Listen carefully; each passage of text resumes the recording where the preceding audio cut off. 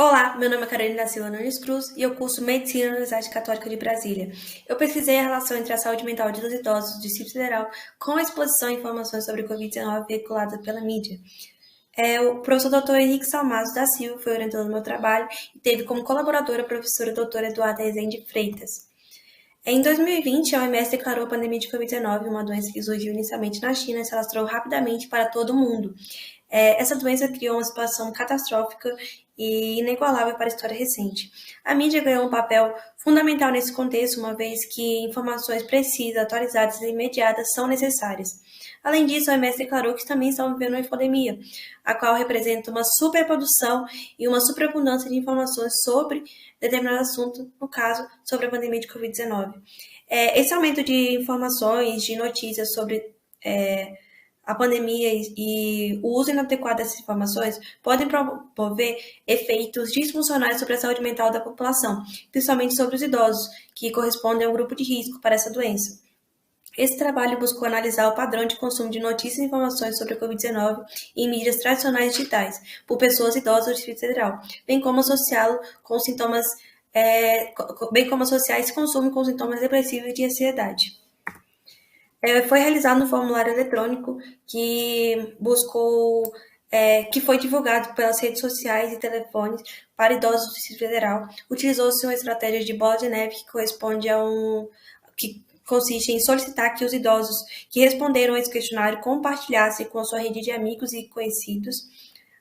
Esse questionário foi estruturado a partir com perguntas para a caracterização da amostra, com perguntas para avaliar o padrão de consumo de notícias e informações sobre a Covid-19, como o tempo, em horas e a frequência de uso dessas mídias para essa finalidade. Além disso, também foram utilizados dois instrumentos que foram validados para a população brasileira: a Geriatric Inventory Guide, que rastreia para transtorno de ansiedade generalizado em idosos, e a Geriatric Depression Scale, versão com 15 itens, a GDS-15, que rastreia para depressão em idosos.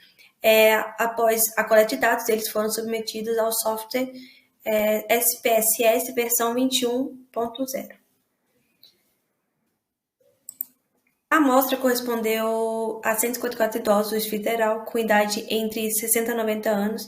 Ela foi composta majoritariamente por mulheres, por indivíduos brancos, escolarizados e com renda advinda de aposentadoria e ou pensão. A televisão foi o meio de comunicação mais utilizado em horas.